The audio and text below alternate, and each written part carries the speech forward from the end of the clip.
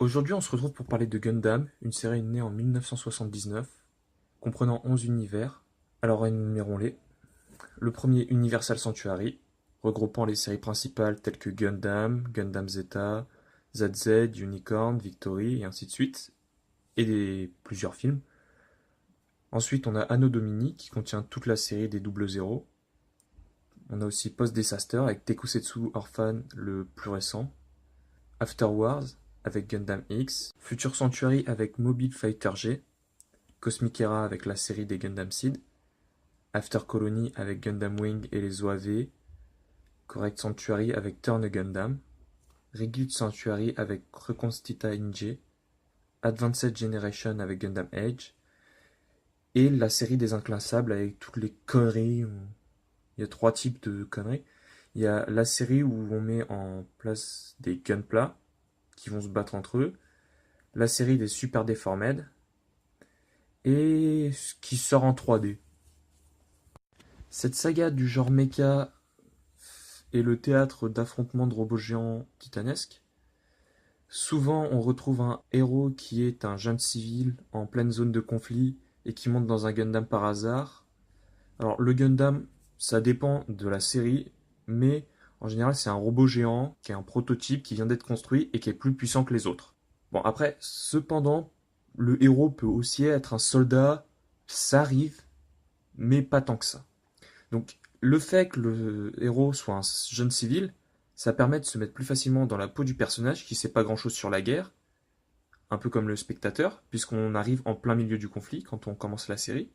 Et du coup, on voit ça d'un œil extérieur, et ça permet de rendre le tout plus réaliste. Maintenant, qu'est-ce qui rend cette saga si particulière? La saga Gundam, à l'inverse de beaucoup d'autres séries mecha, fait partie du genre Real Robot, et en est le fondateur.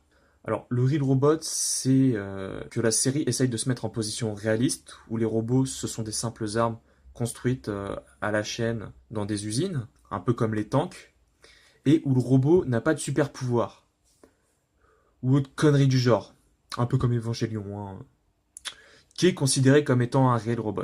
Fous-toi de ma gueule.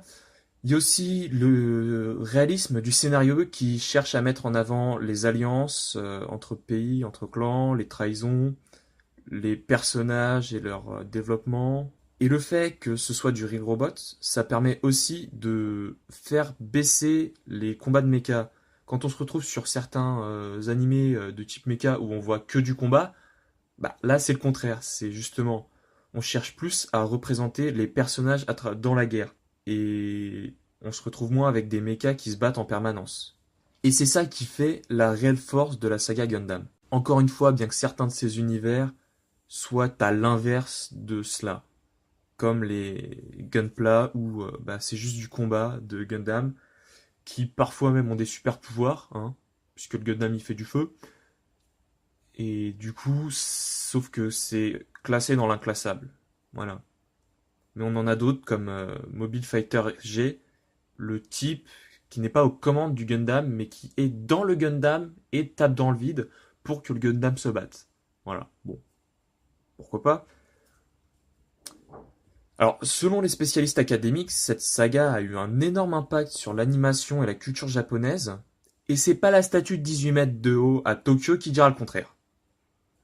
Et aussi, selon les spécialistes, et pour vous convaincre, on va juste dire que cette saga est comparée à Star Wars et à son impact en Occident. Sauf que là, c'est au Japon. C'est la fin de la vidéo. Vous pouvez aussi vous attendre à d'autres vidéos sur Gundam. Sur ce, je vous souhaite de bons animés, à plus.